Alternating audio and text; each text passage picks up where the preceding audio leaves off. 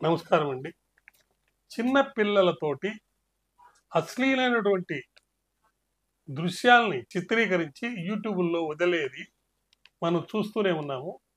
దానివల్ల ఏదో తాత్కాలికంగా కొంతమంది ఏదో మేము ఆనందాన్ని అనుభవించారని చెప్పి భావిస్తున్నారు కానీ ఆ పిల్లల్ని నటులుగా యాక్ట్ చేయించడం లేదండి. వాళ్ళని కొట్టి హింసించి వాళ్ళ ద్వారా అలా చిత్రీకరిస్తున్నారని చెప్పేసి కోర్టులు భావించాయి. మరి పోక్సో యాక్ట్లో 2012లో వచ్చిన పోక్సో యాక్ట్లో సెక్షన్ 14 ప్రకారము అశ్లీల చిత్రాల కోసం చిన్నారులు కనుక ఉపయోగిస్తే మరి 7 ఏళ్ళు జైలు శిక్ష పడే అవకాశం ఉంది. కాబట్టి ఇది తెలుసుకొని అదేవిధంగా సెక్షన్ 15లో కూడా 3 ఉపసెక్షన్లు ఉన్నాయి.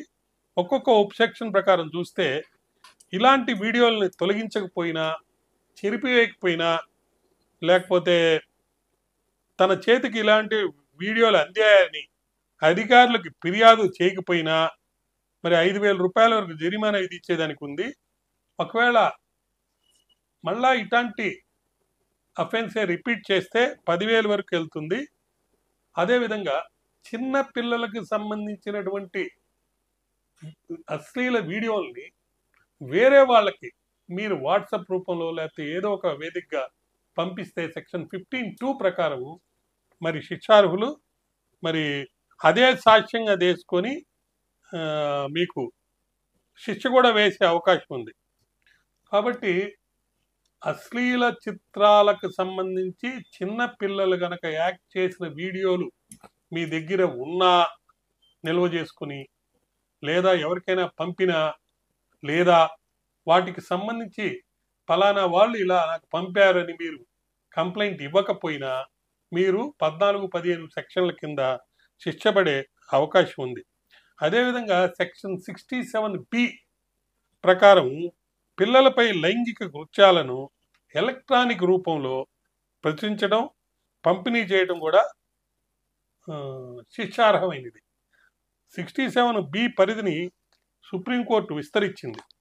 పిల్లలపై అశ్లీల వీడియోలు సామాజిక మాధ్యమాల్లో పంపిణీ అవుతుంటే వాటిని నిర్వాహకులు పట్టించుకోకపోవడాన్ని తీవ్రంగా పరిగణించి సుప్రీంకోర్టు తీర్పు ఇవ్వడం జరిగింది.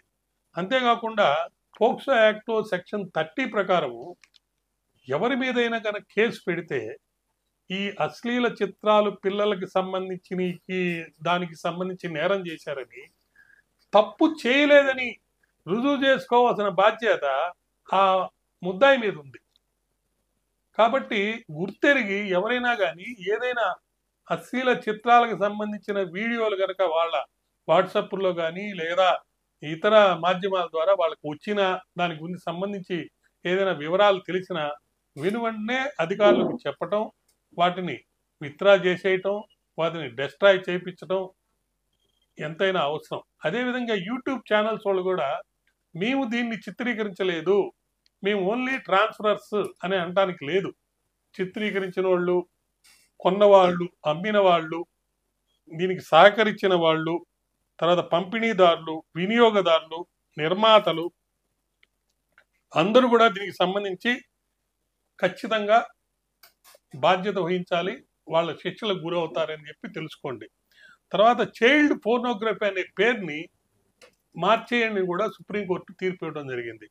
దానిని ఈ అశ్లీల చిత్రాలను పిల్లల్ని నిర్బంధించి రకరకాలుగా ఒత్తిడి చేసి తీస్తారు కాబట్టి ఆ మాటని child sexual exploitative abuse material అనే పదాలని వాడండి, చైల్డ్ పోర్నోగ్రఫీ అనే మాటను మీరు వాడొద్దు అని చెప్పి చెప్పడం జరిగింది.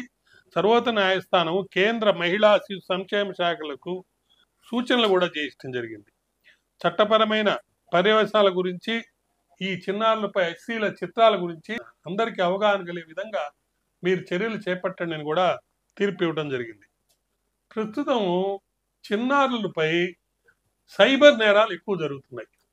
చిన్నపిల్లలు అమ్మాయిలైతే వాళ్ళ మీద రేప్ కానీ లేకపోతే అబ్యూజివ్ యాక్ట్స్ కానీ చేస్తున్నారు. అలాంటి పరిస్థితుల్లో అశ్లీల సంస్కృతికి విరుగుడుగా మరి చిన్నారులను అశ్లీల చిత్రాల కోసం వాడబడిన సందర్భాల్లో ఇలాంటి మార్పులు వచ్చి తీర్పులు వచ్చి దాని ద్వారా ప్రతి వాడు బాధ్యత వహించి ఇట్లాంటి జరగకుండా ఉండే విధంగా చేసే పరిస్థితి ఎంతైనా అవసరం వస్తుందని నమ్ముతున్నాను. తప్పకుండా ప్రతి వాళ్ళు బాధ్యత వహిస్తారని చెప్పేసి నేను భావిస్తున్నాను. నమస్కారం.